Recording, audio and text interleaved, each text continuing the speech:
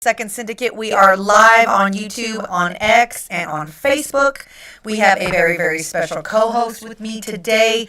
We have Nick from Big Timber Lodge. So Teddy, my usual co-host and my buddy and my partner in this endeavor, is having way more fun than I am right now in Japan with his beautiful family. So Nick is going to sit in today with us. We have a very, very special guest. We have Marc from I68 Consulting. We're going to be talking about the importance of training, the misconceptions of training, all this horrific gun control that's going on in Colorado, and these training mandates, and as to why they suck and they will not help keep anybody safe. So let's talk about it.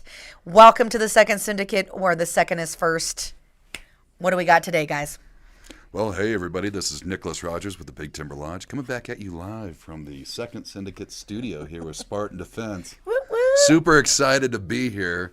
I know we have a lot to talk about. I know SB 25003 is on everybody's mind right now as we head into the Senate confirmation hearing for all of the amendments that the House made. I believe there was over 20 amendments that they put forth. Additionally, we did have a Republican senator that put some work into something today that I want to discuss with you, as well as discussing mandated training from the state versus individual on your own training, or going to a professional like Marc here and actually being trained, and the difference that it provides to that shooter. Absolutely. So for everybody out there that's just tuning in, if you've never seen our show before, my name is Alicia Garcia. Everybody knows me as the Boomstick Babe here in Colorado. I am literally Colorado's bad girl of the 2A. And of course, my friend Nick from Big Timber Lodge, he has his own YouTube channel. You should sign up and check him out. Hit the subscription and bell and support him. He's a great patriot here in Colorado, also fighting for our rights. And we have Marc. Marc runs a consulting group here in Colorado who does amazing training. He's actually a Green Beret. Is that correct? It is. All right. Yes. So tell us a little bit about yourself, Marc, and let everybody know who you are. Well, so Alicia, Big Timber, thank you so much for having me on this show. I watch it. Before I tell you about myself, I just wanted to say I want to publicly commend Alicia, the Boomstick Babe, Big Timber, Spartan Defense. You guys are really the tip of the spear on this SB 25003 thing. And so I just want to publicly commend you for the work you're doing, because you are taking up your jobs. And so thank you for what you're doing for all of us here in Colorado. I am not a Colorado native. I'm a hillbilly from Virginia, but I actually retire from the Army next month. Congratulations. And we're partying, right? Thank you. Say again. Oh, we're partying, right? Yes. Yes, you will see it. We're going to do it. I'll do another plug. We're doing it at Goat Patch Brewery. The owner of that is a former Ranger. I won't hold that against him, but he's allowing us to use the space for the retirement party. So thank you for what you're doing. My family and I are staying in Colorado, and we're happy to come alongside you in this fight. So, well, it is not because we do it by ourselves. I want to make it very clear. We do it because we have support. We have people like you. We have people like you. We have everybody that's watching. We have my business partners, Teddy and Rose, Spartan Defense, our amazing media staff. We couldn't do it if we didn't have this community. And that's the whole point of the syndicate, is this is not one man above the team. It's everybody coming together to make a fist and be united and punch back.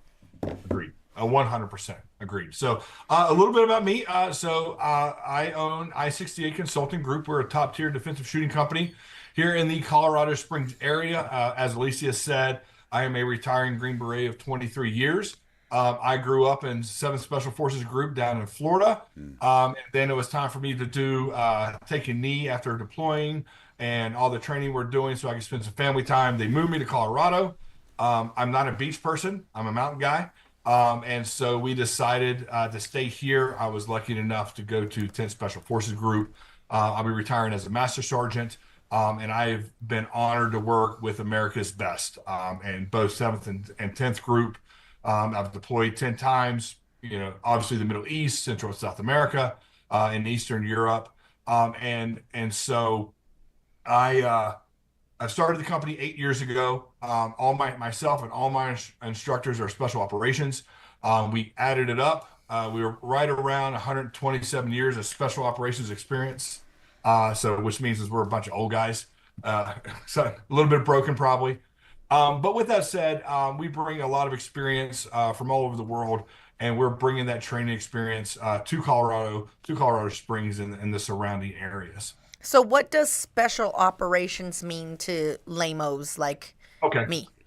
All right. Here's the lesson. So we have special operations, which is all your spec ops. So you have your combat controllers and PJs in the Air Force. They're special operations. You What's a have your PJ? Pararescue. pararescue, Air Force Okay. pararescue. Thanks for keeping me honest, Alicia. And so you got the Army Rangers. They're special operations. They're the premier light infantry. They're the premier light infantry. I see your priority pass, Big Timber.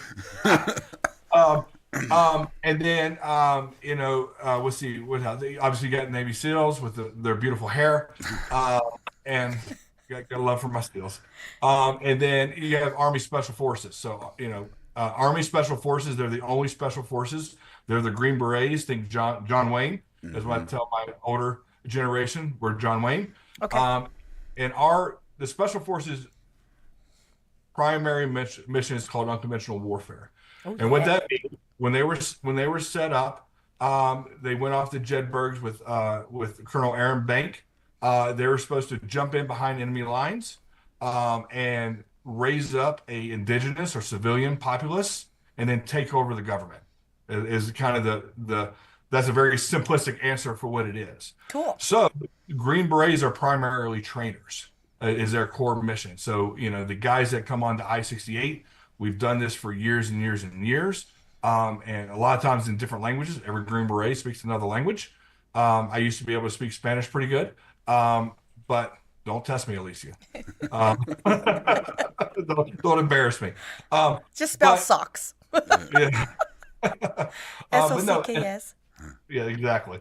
So we bring that training experience to the civilian population, and we've had great success building impact, empowering people over the last 8 years. So for the last 8 years, over 70% of our clients have been women. And then the guys, they want to train like SF guys. So we've had those two type of clients come through and join the I68 family. Well, I'm a woman who wants to train like a SF guy. Well, we're gonna get it. All right. I literally want like a life skill that I've always wanted is like I want to be able to rip somebody's tongue out of their face and just be like, like an old Japanese kung fu flick. You're definitely signing a waiver. What was that movie? Roadhouse. Dalton, Yeah. where he rips the guy's throat out. Oh yeah. Yeah. But one of my favorite movies of all time is Bloodsport. Oh yeah. Oh yeah. I'm like, I literally watch Bloodsport once a week. I do. I'm not a chick flick chick. I watch if I want the gangster shit and I want the murderous shit. Okay. I will tell you, I had the biggest dad moment of my life. So I have an 8-year-old. I have a 14-year-old daughter, a 10-year-old daughter, and an 8-year-old son. And he comes to me and goes, "Dad, will you watch Predator with me?" I said, "Absolutely." And so we watched it together. That was one of my deployment movies, and it was one of the best times. Like, let's watch Predators. I love stuff like that. Yeah. I love that kind of stuff. Yeah, I think it's kind of crazy hearing your background, like what your dossier is filled with, the fact that the state Democrats say that you aren't qualified to purchase a firearm, even with that extensive background. Indeed.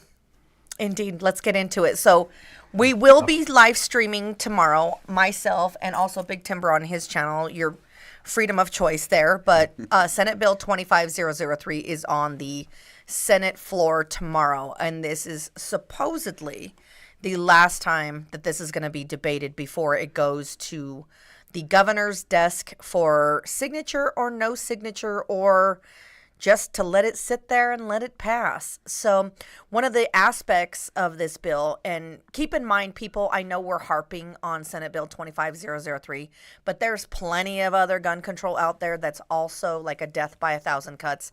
So they're literally hitting us from all different angles.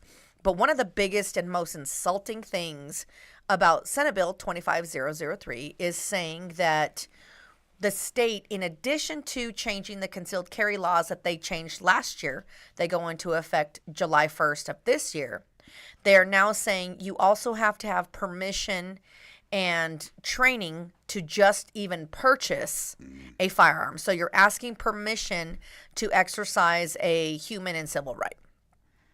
So they're saying people like myself, I'm a firearms instructor. I've been an instructor for a while now. People like Marc, who this is what he knows, right? This is his language, that they still need to ask permission from Uncle Sam and the Department of Wildlife to say, hey, you know what, we feel that you should have the ability for us to exercise discretion of whether we want you to have a gun or not. And that terrifies me for the simple fact that if people look me up on paper, okay, because right now Colorado is a shall issue state, right? So it says if I want a concealed handgun permit, which by the way I also believe is an infringement, I shouldn't have to ask permission to carry a firearm and protect myself, but it's saying at least the state is just an administrator. They rubber stamp it and they process the paperwork. They can't exercise discretion to say, hey, you know what? We have a bias because your name is Alicia Garcia and we don't want you because we don't like brown people and we don't want brown people having guns and you're a woman. That this would empower the sheriff's department to be able to say, you know what? Let me look this chick up. Let me look her on the internet. Oh, look at this little broad. She is a loudmouth, gun-toting, rebel hippie person. I don't want her being able to have guns. So I'm going to rubber stamp and deny her. And they're within their power to do that because, of course, the state is empowering them to exercise discretion on us. In addition to say, now we feel that you have to have training certificates from the Department of Wildlife saying that you took this X type of training to buy a gun. You want to elaborate on that? Well, yeah. So there's a couple of major issues here with civil rights violations with SB 25003. One of them goes in congruence with the training where there's a more stringent requirement for you to pass a test with a 90% accuracy or better in order to be able to even start the process of the background check. So to get your conceal and carry license in the state of Colorado, it's only an 80% or better to pass your test. They're saying to be able to just purchase a firearm, you will have to pass the test with a 90% or higher.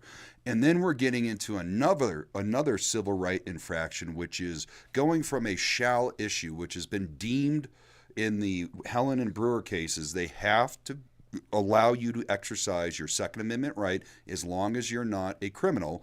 And that's across the nation, right? That's where we saw a lot of state conceal and carry permits change from may issues to shall issues, and it caused a major uproar all over the nation in these deep blue states.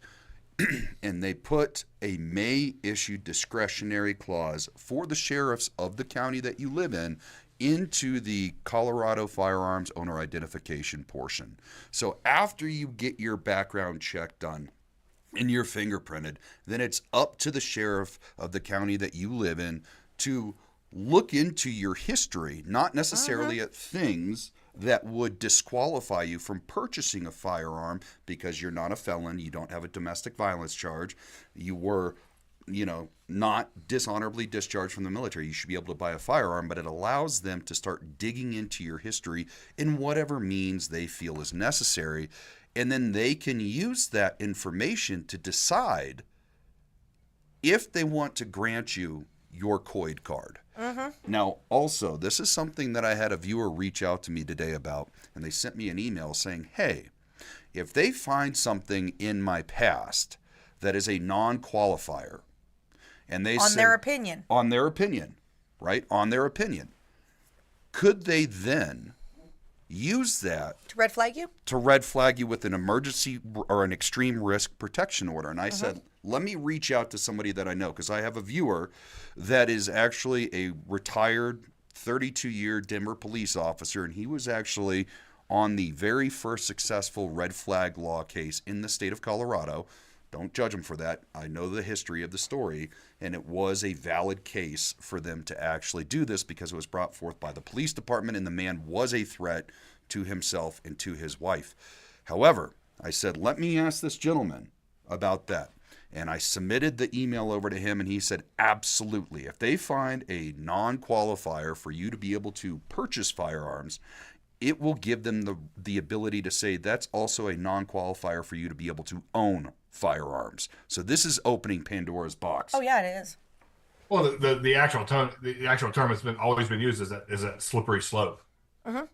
It's exactly what it is. And as we talked before, what scares me the most is, like, even if they pass this, it's eventually going to be shown unconstitutional. It might be 2 years, 5, whatever it is. My biggest worry, what keeps me up at night, is the potential victims that can't protect themselves. Indeed. Like, we'll be okay. We'll continue to fight it, but we can still train. We can still protect ourselves because we're before the law. For example, I have a client right now. This person has a restraining order against somebody else. That person is not going by that piece of paper. So what she do? She went to buy a firearm, and then she's coming to us for training. She's training with us next week. And the issue with that is a 3-day waiting period too. Exactly. Which that's my case, by the way, Garcia versus Polis. Hey. Good for you. Yes. And so with that said, especially with this new law, because correct me if I'm wrong, they haven't said how long is it going to take, how much is it going to cost. Mm-hmm. And so with that said, is this person has to live in fear because she can't exercise her right to protect herself and her loved ones. And that's the whole point of the whole thing. So one thing I want to say about red flag laws that I really want people to emphasize to the community is coming and bypassing someone's due process. So if you're out there in YouTube land or X land and you're listening and you don't know what we're talking about, Colorado since 2019 started what we call our extreme risk protection orders, which are also known as red flag laws. It empowers law enforcement, teachers, medical professionals, and people you live with and or spouses to be able to file a case against you with law enforcement and say, we feel this person is a harm to themselves or others. They then can have an emergency hearing with a judge or magistrate and serve you papers. You're going to have the popo come rat-a-tat-tatting on your door and confiscate all your firearms and ammunition, give you a court date, and then it is up to you, the respondent, to prove that indeed you are not a harm to yourself or others. And the problem with that is, one, like I said, it's bypassing your due process. Second, they've already passed civil asset forfeiture, which if they deem the guns that they confiscate illegal because they're passing these laws that deem these types of firearms illegal, they don't ever have the reason to give your gun back to you. Because they're going to be like, oh, well, this gun's illegal now. What's going to say that they're not going to keep it and use that money to sell it or fund the police department? And three, it doesn't stop anybody from physically harming another person. So if someone is truly a danger to themselves or others, you should be calling the law enforcement and getting a 72-hour hold on that physical person to physically stop them. Because I'm going to tell you right now, evil doesn't wait. So if I want to, if I go crazy and I want to hurt somebody, taking my guns and ammunition isn't going to stop me. I can go downtown and meet up with the cartel or rob somebody and take their weapons or just hit them with my car or a bat or machete or any of those things. So they're still physically able to commit violence. Absolutely. And actually talking with my viewer that's retired from the Denver Police Department, he told me that people can do like a judicial appeal for a red flag case, right? And in the state of Colorado, you will get, let's say, deranged exes that will call the police and say, hey, my ex is threatening to kill himself or kill me. And then they'll execute a red flag case against you. And those types of cases, when you do the judicial appeal, you actually have a good chance of getting them overturned. However, he is unaware, and I am unaware, of any time that a red flag law has been instigated or started by a law enforcement officer that it's ever been overturned in the state of Colorado. Ugh, that's bad. Which would mean if a law enforcement department, the sheriff's office, said, hey, we don't think you should be able to purchase these firearms, nor do we think you should be able to own a firearm, and they submitted that information to a judge, and that judge reviewed it and said, okay, and because you can request a judicial appeal good luck trying to get that judge to overturn what that law enforcement officer said. And who's to say that that law enforcement officer doesn't exercise bias against you because of who you are to them, or the perspective that they have of you as, right, the may issue perspective. Absolutely. Law enforcement officers are human too. Absolutely. Oh, absolutely. You know? Well, it's something that I talk about because I was stationed in California before I was stationed here in Colorado. And in California during that time, they had may issue conceal and carry licenses. Conceal and carry license in California had no reciprocity over the state. It was, you got issued it by the county, and other counties might respect your conceal and carry license, but then there would be other counties that wouldn't. You could get your conceal and carry license in California, in, let's say, Northern California, where the sheriff's departments were more pro 2A, and they're like, hey, you're not a criminal, here's your conceal and carry license. But down in Santa Barbara County, where I lived, the sheriff was like, unless you're a politician or unless you're a celebrity, I will not give you a conceal and carry license. And not only that, if you have a conceal and carry license from up north and we catch you conceal and carrying in Santa Barbara County, it's a felony. That's disgusting. And this is the problem that we have because, you know, going into the training aspect, one of the questions that we wanted to elaborate here with you, Marc, is when they mandate training like this, I think it has the opposite effect. It encourages people to think that that's all the training that you need, when that's erroneous. When I teach my concealed carry classes, the first thing I tell my students is laws are not moral, and moral isn't always legal. And this is a journey. It's not, a box to check. You need to at least take 4 classes a year. And you should be all taking 4 classes a year. You should be taking a draw from concealment class where you're actually presenting a firearm from concealment under duress. You should be taking a medical class.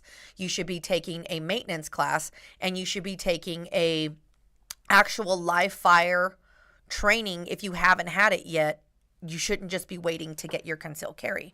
So now with these new laws, they're saying, okay, even though, Alicia, as a firearms instructor, you train all the time, you shoot all the time, you have all these certificates and do all this stuff, we need you to still prove it to us as the state to say, you know what, maybe we want you to be able to train. And the problem with that is there's going to be little access to trainers. I think it's right now, it's like for every 500 people, there's one firearms instructor. So the ability to get in these classes is going to push that timeline out for people, which a right delayed is a right denied, right? So now people who are in duress or need these firearms, who are in situations like your student that have somebody who's actively seeking harm on them, the state is like, but you need to do this, but you need to do that. It's not that urgent unless we say so. Oh, exactly. Yeah, no. Yeah. Now, and granted, obviously you should train all the time. That is one of the things. But however, the state mandating it. Who's the expert you're going to mandate what's the standards of training? What is these standards of training that some politicians want? I put my daughter, my 14-year-old daughter, went to hunter safety course. She didn't learn how to shoot. No, she shot, but she it wasn't. And when we teach concealed carry, I don't teach a concealed carry course. I teach a defensive shooting course. And that's why in our pistol fundamentals course, that it's a 2-day course where we do a 4 to 5 hour academic portion on a Tuesday night. And then you come to range day on Saturday.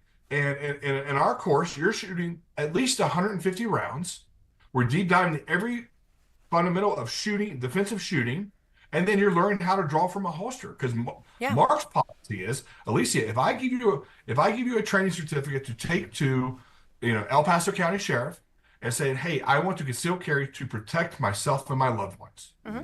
I need to have that good foundation of 1, how to properly shoot, and 2, how to draw from a holster. Yeah. And most importantly, safely reholster that firearm. Yeah. And so, my standards, my company standards are extremely high. It passes the verified instructor standards. It passes the NRA standards. But that's because we're a company full of Green Berets. That's wonderful. And so with that said, and we go to the standard, is it the post exam? 23 rounds. like, I love law enforcement. I couldn't do their job. I admit that. I am, at least here in El Paso County, the El Paso County Sheriff's Office, the CSPD officers. I've had nothing but respect. Highly professional organizations. Shout out to However, Carter Martinson for the super chat. Woo woo! Round of applause. Yeah, sorry, Mark. Mark, we also got no, to. Yeah. Go ahead, Mark. no, yeah. And No, so we, a 23 round post exam, is that really your standard? And that's misleading to the public, because now people that don't have firearms experience are thinking, well, this is enough because the state says so. So that's all I'm going to do, rather than, no, honey, this is a journey. You need to work on this for quite some time. So when I first became a firearms instructor, like a certified instructor with a certificate and all that jazz, after I took the class, first of all, my training experience was awful. My instructor was awful. He was such a drunk that his eyes were jaundice, like he was yellow. And he didn't even watch us qualify. Luckily, we had other people there that were NRA people that could watch us qualify and actually shoot, so we could get our certificates and keep it moving. But the quality was low. And I said, okay, I'm not in a position where I can take people and teach them how to defend themselves and others with the firearm that's concealed in their body and be reactive to a threat. The difference between law enforcement and civilian armed people is law enforcement is actively and proactively assessing threats. right. If you are a civilian, you are already behind the eight ball because you're reactive to a threat. So which means something's already happening. You have less time and more stress to act in. So you never rise to the occasion. You fall to the ability of your training. Exactly. And you are always regressing to your lowest form of training. So how you behave under duress is what you're really training yourself to do on range. So if you have an instructor who's not constantly stressing you out, like I had a student this week and he was like, well, I'm not shooting good because you're here. Well, good. Because guess what? This is how you're going to shoot when everybody's there. But somebody has a gun to your head or is trying to kidnap your child or, rob you at gunpoint. That's how you behave under duress. So if you can't focus under duress, then you need to keep working on it. Do you think with this training course they're going to be, presenting the students with modern AR-15s and like Sega 12s and semi-automatic shotguns? Like, what's the purpose of this training class? Like, because realistically, the more technology that comes out with firearms, the safer they actually are. They're more lethal, but they're also safer for the user. Yes. It's like the old adage, I don't want to pull it out on camera, but a sharp knife is a safe knife, right? Compared to a dull knife. And with modern firearms with newer technology, they're safer for the users. Now, that's my question is what's the purpose of this training if all you're doing is just certifying people to be able to make purchases? Is it going to be to instruct them on, hey, this is the new Gucci shit coming down the line. This is what you should be looking for. Are we going to get to do like a giggle switch demonstration at the range with the state? Like, hey, this is what a force reset trigger feels like. What's going on with this? First of all, thank you to Pin King for the super chat. We really appreciate it. Round of applause for you. So What's if up, you guys brother? don't understand, when we receive super chats like this, it helps us put that money back into the coffers to continue to promote and educate people in the Second Amendment movement, especially through the Second Syndicate. We're doing our best to be that grassroots 2A resource for Colorado for people to come to and unite our community. So literally, if you donate 5 cents or $500 or $5,000, every cent counts. So thank you for that. But what you were saying is very true. Like, when it comes to the firearms and the technology that they're out here, they're not wanting to elaborate that because, one, these people don't know what they're talking about anyway. You have people mandating training who don't even speak this language. Great. They don't buy guns. They don't shop for guns. They don't live a strapped and armed lifestyle. So you're asking people with no knowledge to dictate to the people like us that live this life and curtail our expertise. Right. So we just had a comment in here from Leslie Hollywood saying the purpose of the training is because it will include lots of Everytown and Bloomberg propaganda, and that's I agree with that, and I think that that's one of the reasons why they're putting a 90% pass rate or higher. Hi, Leslie. On the test. What's up, Leslie? And I think there's probably going to be a lot of indoctrination with this training, as well as questions on the test that will go against your personal beliefs, your morality, where they're going to be like, you shouldn't use a firearm to defend yourself because why? And it's like, bull crap, I should be able to, but you're going to have to, support the Colorado defense in order to get your license. Yes, thank you so much. And that's for you, Mark. We had Alex say, I'm only paying for a super chat to make fun of Mark's shiny head. My man, Alex. Alex Scott. I'll tell you, Alex is we call him an I68 elite graduate. He has taken every I68 course we've had. So, awesome. thanks, Alex. You, Alex. Appreciate it. You drive a Subaru, though. Does he listen to Melissa Etheridge? He's the most deadly Subaru driver there is. Okay. But come to my window. but here's the next thing is, what's the test? Because when I went through El Paso County to do my verified instructor certification, I had to make up my own test. Yeah. And have it verified. So, before I used the NRA test, because I'm an NRA instructor. And so, with the additions to the test, like the different, we had to test on the different laws. Who is making this test? Am I making this test? Or are you, Lisa, or you, Timber, or whoever's out there? Is they've gotten the cart before the horse on this whole thing. And it's so unorganized. Right. And it's ineffective. Their arguments are not logical in any way, shape, or form. They don't know what real training is, and they can't even define how this training helps people. Well, one of the things that was very, very severe to me when it came to the new concealed carry laws that go in effect on July 1st is we are now, as instructors, required by the state to talk about safe storage, to talk about red flags, to talk about all of these supported, mandated things. And here's the problem with that. They want us to use these talking points to promote these things. I don't believe in any of that. Do I believe in safe storage of firearms? Right. Absolutely. Do I believe it's the government's place to dictate to me what that looks like? Absolutely not. Do I believe in red flag laws? Hell no. Why? Because to me, dead rapists don't reoffend. Facts, girlfriend. So why am I going to sit here, and be like, okay, let's red flag somebody who's a danger to themselves or others? Well, for the most part, when it comes to suicide, we should be giving people other resources because they can heal themselves. Mental health it's a temporary thing. It's not a forever thing. And that's a community issue. And Colorado is 47th out of 50 when it comes to mental health resources. But we're 6th in the nation for gun control laws. Right. So what does that say? It says we want to impose more laws on people than actually give them resources for help to heal themselves.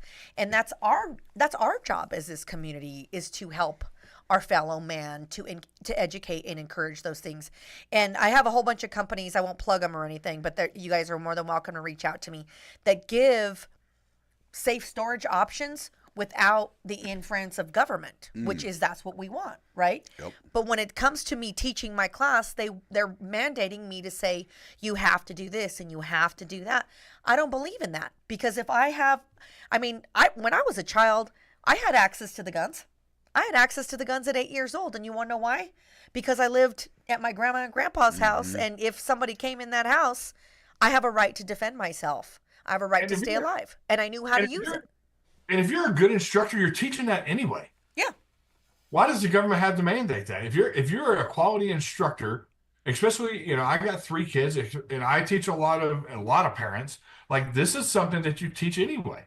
Yeah. I teach that my daughter, my 14-year-old daughter, who can shoot, and she knows how to safely and effectively carry a firearm. She's trained, but she's not authorized to touch her firearms without dad's permission. And that's what every quality instructor should be doing anyway.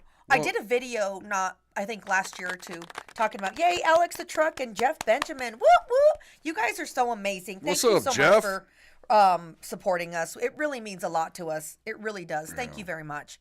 But I did a video about safe storage, right? About somebody comes in your house, kicks the door in. Do you train running from that door to get into that safe and biometrically see how quickly you can or punch the code in, grab that firearm, and get on target? Right. While someone's chasing you or shooting at you? Yeah.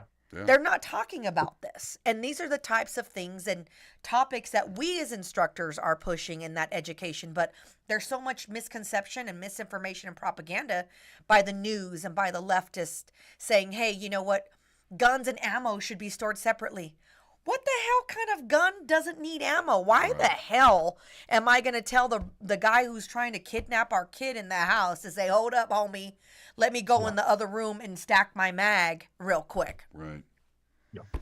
It's a different time. Let's be honest. It's a different time because like my grandparents, when I was 5 years old down in Texas, they're like, hey, we're noticing that you're starting to admire the firearms we just have laying around the house. Yeah. Grandfather's like, let's go out and shoot the single shot 410 when I was 5, right? Scared the Good shit grandpa. out of me. And then when I was 6, they called it the babysitter. They put a lawn chair out underneath the big pecan tree, put me in the lawn chair with a single shot 410, and said, shoot a blue jay if it comes by. They never came by. But I sat there all day long, But it was also a time where, like, my grandparents had guns underneath their pillows. And that seems very strange to folks these days to hear that. But there was never an accidental shooting in my grandparents' house, and they had dozens of grandchildren and great-grandchildren coming through their homes at all times, but they taught good firearm safety to all of us. All about education. Well, Absolutely. it is. It absolutely is. I was raised that guns are a way of life. Like I lived in the city, but on the weekends, I was always with my grandma and my grandpa and my aunts and my uncles in Honey, Colorado and Trinidad, Colorado. My grandfather was the retired fire chief of our entire town. We had a CB radio in the kitchen. We heard everything that's going on. So you know when there's danger, where those things. And that was a time when people talked to each other and you had community and you knew firearm safety. There was no risk of us wanting to hurt each other because we knew that those things were for defense. Thank you so much, Matthew. That was really awesome. Thank you so much for that super chat. Round of applause. Yeah, absolutely. So, Community had a different definition when we grew up than it does today. oh, yeah. Yeah. 100%. And people aren't talking to their neighbors. People don't know who they're living next to. They're so disenchanted with personality and personalness that they think, oh, look at me, I'm on my phone. I have millions of followers and millions of friends, but you can't hold a personal conversation. You still can't go next to your neighbor's house and knock on the door and tell them to turn the radio down without even calling the cops. Yeah. Do you know what I mean? Like, people don't have de-escalation. They don't understand conflict resolution. They don't understand the need to exercise that. People go from 0 to 60 over the most minor things. And the irony is, it's usually the left that are promoting violence. They're the ones that are calling for President Trump's head. Look at Tesla. Firebombs. Things How many like people that. have been arrested for bombing Tesla places right now? Yes. It's mostly peaceful protesting, though, right? Isn't So- that what they call it? Talking about more of this training, one of the things that I wanted to talk about as well is the mass-produced instructors out there, right? So right now, the industry, let's talk about it. The industry has a problem with mass-producing firearms instructors. I don't even like to call myself a firearms instructor because it's like, you went to a seminar, they taught you a marketing plan, they gave you this, and it's like, hey, go teach people to, save their lives, which isn't true. I made sure for years and years and years that I had more trigger time to make sure that I still was staying a student before I could teach people, right? You have to first learn to be taught before you can teach. And I was told that Marc existed, right? we have a lot of mutual friends in this industry, and they're like, hey, you should know Marc and this and this and that. And, Marc you guys should know each other, and he'd love to be on the show. And I was like, I want to see him first. I want to see his training. I want to know who he is, because we have a standard of excellence, right? I don't want to just have Joe Blow, who just got his, XX certified instructor certificate, and now he thinks he's going to teach people how to run a pistol defensively out of concealment. And then when I had a talk with Marc, it was like, yeah, this is a good guy. He knows what he's talking about. He understands what it means to stay a student, because that's what we really need in this industry, is to get away from this, idea that that's all you need is a certificate. You actually need to be able to perform, and you need to be able to show that you can demonstrate and have the patience and the wherewithal to anticipate the needs of your students. So talk to us, Marc, as an instructor and someone who's done this for so long. What are some things for people out there that's saying, okay, how do I shop for a real instructor? What are the things that I'm looking for? Right. Yeah. Emily Rose, and this is going to touch on you, sir, because you're active duty right now, and she's a veteran. She says, if placed on a red flag, is there a process for notification? I ask because a lot of us veterans, she's a combat veteran, I know her, are concerned about being red flagged for PTSD without our knowledge. Well, what's going to happen is a cop's going to show up at your door and knock on your door and confiscate your firearms and ammunition within 72 hours of you being red flagged. Period. Yeah, that is a big concern in the veteran communities. It's a concern for me because it seems that the legislature likes to change definitions of what that is. Right. Okay, maybe I've been to combat. I have PTSD. I have operator syndrome, but I'm also in behavioral health. Not because I'm crazy, but it's for well-being. Yeah. Right. And thank God for her, and shout out to Emily. You're awesome, Emily. Yeah, great question, Emily. So that is a big concern. Right. We talked about the slippery slope before, and now where does this go to? And so that your answer is as good as mine, because mine is I have no idea. Well, yeah, and also too, I mean, we sat there and listened to that soy boy beta cuck Tom Sullivan say veterans shouldn't be able to own firearms when they get out of the military. And for a couple of reasons, because he said veterans are more likely to commit suicide with the firearm than non-veterans, but also he accused us of taking advantage of if they would have given us an exemption, if you were honorably discharged or retired from the military, they proposed an amendment saying that veterans shouldn't have to get this COID card. And he said veterans in Colorado would take advantage of that exemption and sell them to regular Coloradans illegally in parking lots. I can't stand that son of a gun. Yeah. I really can't. Yeah, that's slander. I think there should be a class action civil rights lawsuit against that dude. You shouldn't be able to teach. Like, I don't think people understand what military goes through. Like, they're literally sacrificing their limbs, their livelihood, their mental health, not seeing their kids grow, being away from their loved ones, to live in shit scenarios and stress for our freedoms, and then to come home and have somebody who's never experienced that type of stress. Not saying that his loss isn't valid, but it's not valid enough to gamble with the safety of my life or my family's. Maybe Colorado veterans would have better mental health if the state put money into veterans versus illegals. Isn't that what that 6.5% tax goes in on money is supposed to support? Yeah. So let's talk about that tax. I'm going to be 100 with it. People need to learn government. People need to learn how this process really works, because this is how they gaslight you into supporting gun control. Shout out to that cuck Monica Duran, because I can't stand this broad, who she is the originator of this bill, who always with her horrible hair, by the way, it's shitty. She shows up and she's like, I'm a gun owner and I feel this is okay, because this 6.5 XR's tax was designed to help people coming from domestic violence situations or veterans who need mental health. That's not how this works. They could tell you it's for unicorn farts and Care Bears for everyone when they're born to get one. It doesn't matter what they tell you. Anytime there's a tax, it goes into a general fund. Right. And once the bureaucrats decide what they want to do with that money, that's where that money goes. And the truth is, Jared Polis has his grubby little hands on that money already. We've already heard it from one of our Republican senators saying he wants that money to put into a personnel fund to do what? Hire more bureaucrats so he can have a line of these assembly line communist, socialist gun grabbers ready to keep it moving. They're fascist is what they are. You're allowed to have a business. You're allowed to own property, but the state is going to tell you what to do with it. So they're taking money off of us to build more of an infringement on us. We're paying for our bootlicking, basically. Yeah, absolutely. Fuck Tom Sullivan, Ron Goldberg. Ron Goldberg. I love you, Tom Sullivan. Not.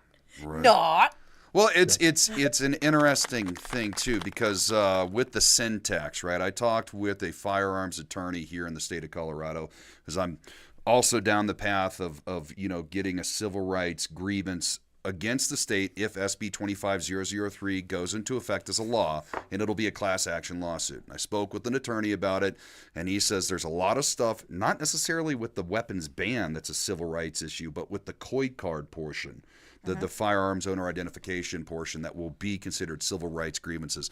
But when we were having the discussion, I said, can we also throw into the lawsuit the sin tax, the 6.5% sin tax? And he said, unfortunately, due to the Pittman-Roberts Act of 1937, there is a federal tax on fully assembled firearms and bows and arrows of 11%, and that has never been challenged at a federal level. And because we voted on it as a state, there is precedent because of it at the federal level, and we would need to challenge it federally before we could then go after it on a state level. So I have one comment on that, and then I want to ask you that question, Mark, about how to choose a quality firearms instructor. But we were talking about this today. Shout out to Ethan here at Spartan Defense. God bless that guy.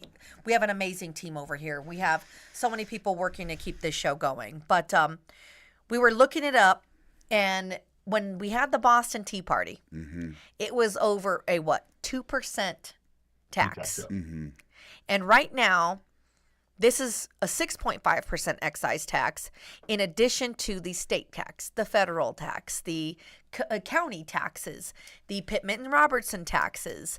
So a $500 gun is now going to be more like a $730 to $740 gun. Yep. And that's not including training. That's not including gear or ammunition or ear pro and eye pro or any of those things.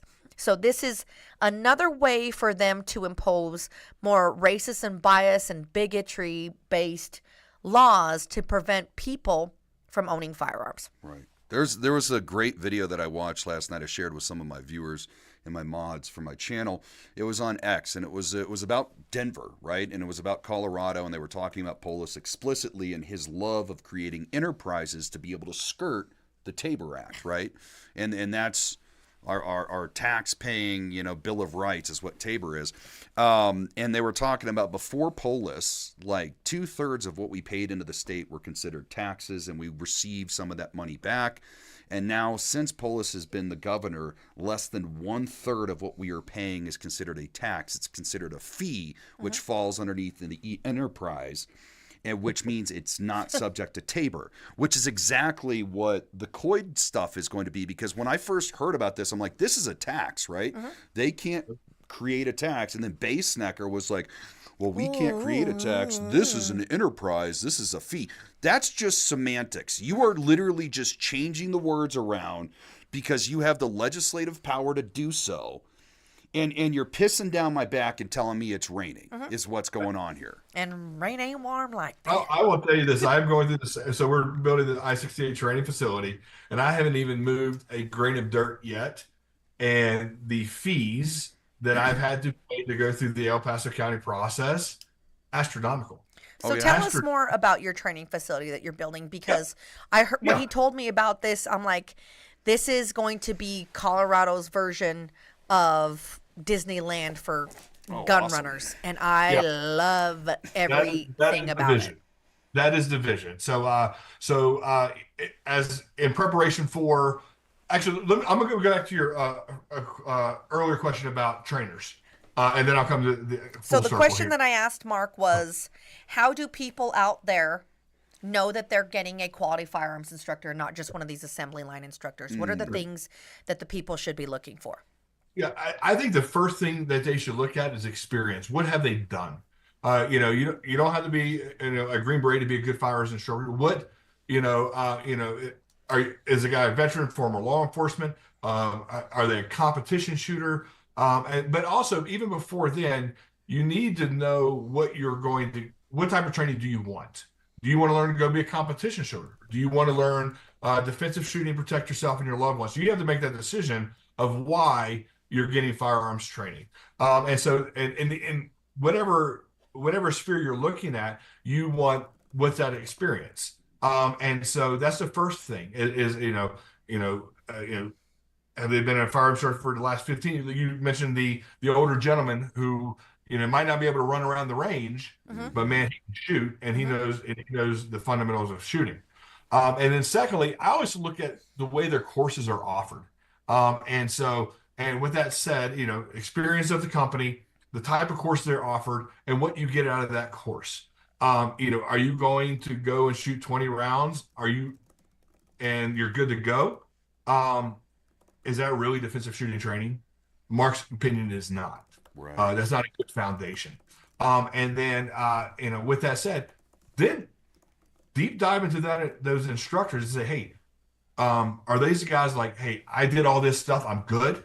Or are they continuing to train? Are they continuing to innovate with their training curriculums? Like, for example, I've shot thousands upon thousands of rounds. I've gone to combat, so have all my instructors. However, I still study Mike Pannone out of CTT Solutions. I study Ben Stoger, who is an amazing competition shooter. Amazing. He's a jerk, but he's awesome. I love Ben. He's really great. And I'll give you a practical example. And so when we shoot through a dot, right, we're target focused, right? When I switched over from iron sights to a dot, it took me 9 months of hard dry fire work to get it. And I'm still not great at it. I'm still working at it. I still suck at a dot. Oh, I'm still old school irons all day. I shot iron sights for 15 years. Well, what they're innovating to now is that even with iron sights, you're going to target focus versus the old school front sight post focus. And I've been working on, I don't teach it yet because if I can't do it, I'm not going to teach it. And then when you do look at your instructors, do you see, I'm thinking social media is a thing now. Are they showing their training? Right. All the instructors show every single drill, and do they show their misses? That's my big thing. Their misses, or are they Instagram guys? Yes. So you look at me shoot, I'll have some misses, because what that tells me as an instructor is that if you'll show your misses, you're showing that you're actually training too. Yeah. Because training never stops, and that's one reason in my company we have the I68 events. We have our women's only I68 Valkyries event. We started our men's only I68 Aries event. We do family events. It does one of two things, because not everybody thinks about shooting like we do. Yep. Life happens. But these events is where they can come together as a community. They get training. We have a big barbecue afterwards, or a social afterwards. So we're building that community, but they're getting training, and it gets them onto the range working with I68 instructors. And so that's how my company facilitates, training for the I68 family. What do you feel are the biggest constraints for people who are new to firearms and want to get training that prevents them from getting that training? And how do we as a community help encourage that training? The biggest constraint, other than the laws, touche. I think it's getting over that initial fear. I mentioned before that 70% of our clients have been women. Probably about, I would say 50% of those over the last 8 years have been brand new to firearms. Absolutely. Marc, I've never shot a gun in my entire life. Man, you are a type of client. You're my type of student. Let's do this. No training scars. Yeah. And so I think the initial fear of it, is probably the biggest constraint. And then even though the information is all out there, a lot of people don't know where to look, especially these brand new shooters. For example, I have a client. She bought a Rose 365, same pistol that my wife has. I'm a Glock guy, so that's a big contention in my household. Um, but like I said, hey, for my course, you need your pistol, 2 mags, 150 rounds, and an outside the waistband holster. Well, what's a nice outside the waistband holster? Yep. Well, let me send you some links. Here's the one I would pick. Da, da, da, da. So I think the lack of knowledge goes to that fear. And so being able, for guys like us, being able to show, especially you, Alicia, as a strong woman, showing that it's not as scary as everybody thinks. If I can do it, y'all can do it. Here's I'm a tiny little lady. I'm literally 4'11" and almost 5 feet tall. I'm almost but you're 6'8" in spirit. Well, thank you. Thank you very much. But I carry big guns, and I think a lot of misconception is when it comes to women, is they want to put the tiny little guns in their hand. They want to tell them the limitations that they have. Oh, put it in your purse. The presence of a firearm doesn't make you safer. The skill set does. Your mind is the weapon. Your gun is the tool. And I want people to understand that. I would rather you spend a good amount of money on a quality firearm and reach out to people like myself, to Marc, and a network of people that we have, buy a quality firearm and spend the rest of that money in training. Instead of having an arsenal full of guns you don't know how to shoot, have one tool that you know how to wield, and you can make something happen, and you could place shots downrange, and you have the confidence in that gun feels like it's a part of you. It should be your best friend. Yeah. And I would even say it's not just a shooting piece. Shooting's easy. Once you get it down and you continue to shoot, but it's also the gun handling piece. I feel you, brother. But no, it's the gun handling piece. And that's why we offer other courses, because, going to a range and standing static and shooting, while very, very important, in defensive shooting, it's the gun handling skills that you have to have when it's absolute chaos. Yeah. And static shooting is not going to help prepare you for the stresses of someone trying to kill you. And I stole this from Mike Panone at CTC Solutions. You don't rise to the occasion, you fall to the level you're training. So I didn't come up with that. I'm not that smart. He did, and I think it's genius. So whether you're really dry firing at home, oh man, he's awesome. I've gotten to speak with him. He's a really great guy. He's a Green Beret too. But dry firing at home, if you can't get to the range, because now bullets are about to get really expensive. Yep. If you're dry firing at home, and then getting to the range, taking quality courses to progress in your firearms training life, and then here's the key: continue to train. Do it. Yeah, because if you come to I68 and you pay all this money for training, and it's the only time you do it, it's a waste of money. It really is. You have to be able to make that part of your, maybe not everyday life, maybe a weekly life, or a monthly life, but get your hands on your firearm, either live firing or dry firing. So it makes your training sessions when you go to the range much more beneficial. And get a quality instructor that teaches you how to dry fire. So you're not just doing goofy stuff and you think you're training, and then you get to the range and you're fishing poling it and flagging everybody to the left of you and all this nonsense. Absolutely. Learn how to do these things with someone who knows how to do them first. Find a mentor who's going to guide you. Right. John Wick would have been dead in real life. Oh, 100%. I mean, he's a great shooter. Keanu Reeves is a great shooter in real life, but a lot of people see those types of movies and they think it's real. That's how you're going to operate unless you're an actual operator like Marc is here, and you're used to a high-stress situation where people are actually firing at you. The first time you're in a firefight, you don't know what the hell's going on. And so, especially when you start to see people get shot, it's a wild experience. And you get that tunnel vision and you zone out. There's so many different ways people react to stress. There's people who posture, there's people who freeze, there's people who lose it. You don't understand what it's like to have a gun going off with no ear pro or eye pro and blowing your eardrums. I'll tell you a little secret. There is no such thing as special forces techniques when it comes to shooting. No such thing.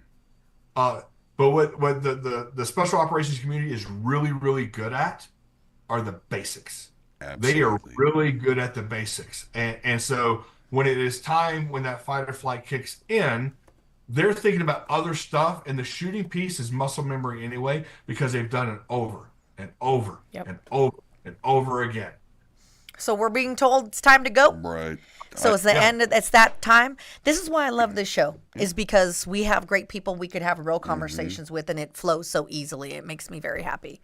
Closing statements? Yeah, I just want to share one thing with you guys. So I got an email from somebody that received information from Representative Max Brooks, who's a Colorado state senator. I love Max Brooks. He's really nice. He spoke at our rally. Absolutely. Great person right here. So he said Senate Bill 25003 narrowly passed the House and has returned to the Senate.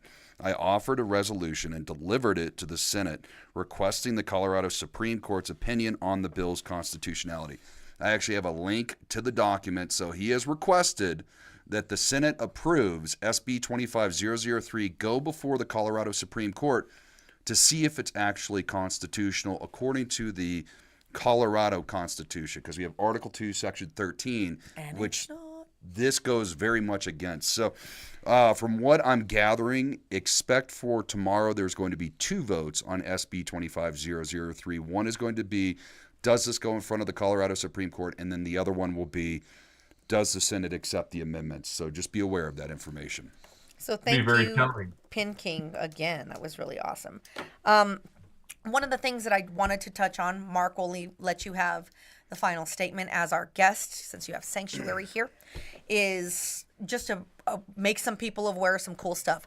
One, we have an event, 2 events actually coming up quite quickly. On April 5th, the Second Syndicate is hosting Lily Tang Williams for a fundraiser event. It is literally a fundraiser. So the Second Syndicate, Teddy and I, Spartan Defense and I have created this company to be Colorado's grassroots 2A movement. Well, we need help.